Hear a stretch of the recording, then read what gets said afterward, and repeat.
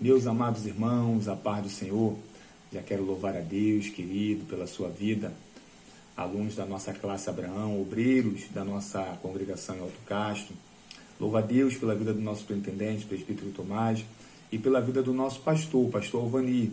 Espero que cada um dos irmãos tenham tido uma noite de descanso abençoada, reparadora, estejam tendo um início de semana também abençoado, e que a família de cada um dos irmãos esteja sendo guardada pela virtude do Senhor. Nós estamos aqui, querido, para mais um estudo devocional orientado pela nossa leitura complementar, que é uma atividade prevista na nossa revista Betel da Escola Bíblica Dominical. Há um texto bíblico a ser lido e estudado diariamente, com preparação ou aprofundamento para a lição do domingo subsequente.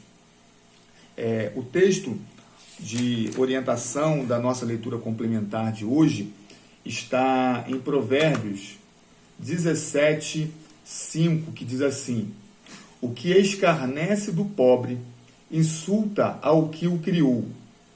O que se alegra da calamidade não ficará impune. Aleluias.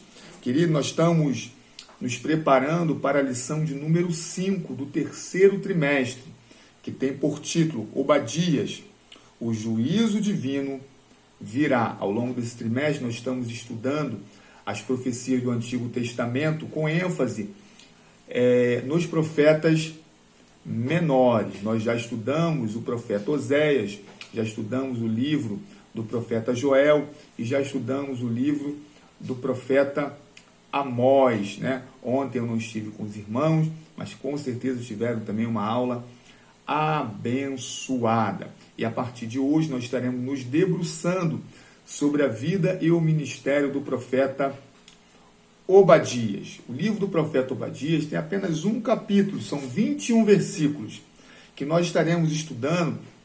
Eu estarei lendo e meditando com os irmãos nesses 21 versículos. E nós vamos organizar da seguinte maneira: eu vou fazer um apanhado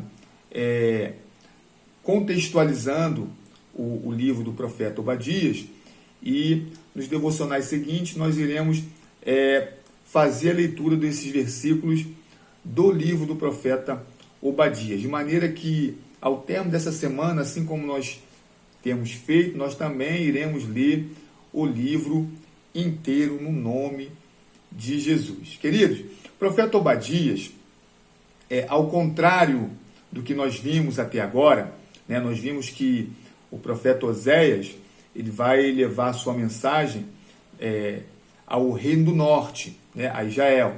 Nós já estudamos essa divisão nos devocionais anteriores. E o profeta Joel, ele vai profetizar para o reino do sul. No profeta Amós, nós vimos algo peculiar, que ele, sendo de Tecoa, no reino do sul, ele é levado a profetizar para o reino do norte. Então ele vai até Betel para ali profetizar.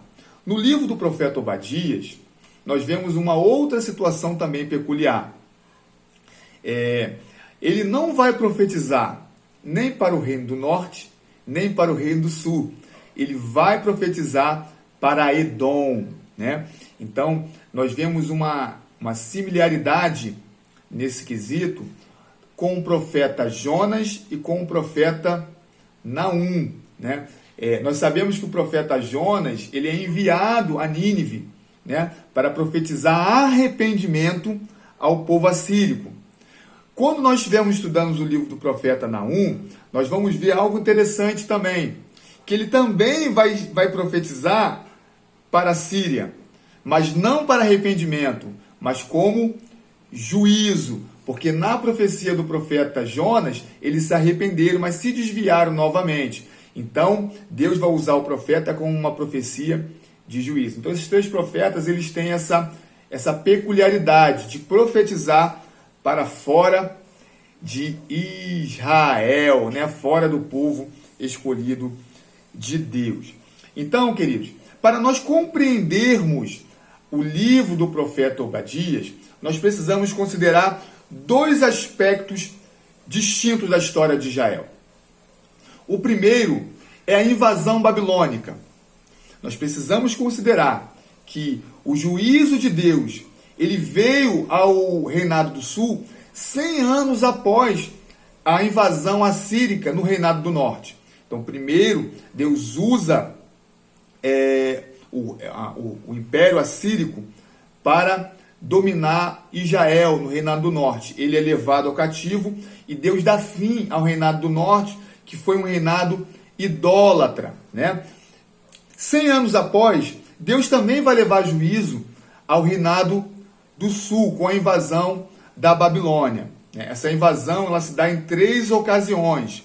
Na primeira, Nabucodonosor leva uma parte da população, a parte mais nobre, né? Nós vamos ver muito isso no livro do profeta Daniel, porque ele é levado cativo também nessa primeira incursão, né? Depois tem uma segunda incursão e a terceira incursão é destruído o templo do Senhor, né? E o templo é saqueado, é derrubado as muralhas, a cidade é destruída. É nesse contexto que vai vir o juízo a Edom. Por quê? Porque Edom não vai se compadecer do triste momento que Judá estava vivendo. E quem era Edom? Aí nós entramos no segundo momento. Lá no livro do Gênesis, no capítulo 36, no verso 1 e no verso 8, diz assim: e estas são as gerações de Esaú, que é Edom, né? Esaú tomou suas mulheres das filhas de Canaã, lá no verso 8. Portanto, Esaú habitou na montanha de Seir. Esaú é Edom. Então nós vamos ver no livro do Gênesis que Isaac tem seus filhos gêmeos, né? Jacó e Esaú. Esaú, sendo o primogênito, ele vai vender a sua primogenitude por um prato de lentilha a Jacó, seu irmão. E depois, Jacó, que era o enganador, o usurpador, ele vai enganar o seu pai Isaac para receber a bênção da primogenitude, que seria dada a Esaú. E isso vai gerar um grande conflito entre os dois irmãos. Lá em Gênesis 27, a partir do 41, diz assim: e aborreceu Esaú a Jacó por causa daquela bênção com que o seu pai o tinha abençoado. E Esaú disse no seu coração: chegar-se-ão os dias de luto de meu pai, então matarei a Jacó, meu irmão. E foram denunciadas a Rebeca estas palavras de Esaú, seu filho mais velho. E ela enviou e chamou a Jacó, seu filho menor, e disse-lhe: eis que Esaú, teu irmão, se consola a teu respeito, propondo-se matar-te. Agora, pois, meu filho, ouve a minha voz, levanta-te e aconselha-te a Labão, meu irmão, em Harã, e mora com ele alguns dias, até que passe o furor do seu irmão, até que se desvie de ti a ira do seu irmão e se esqueça do que lhe fizeste.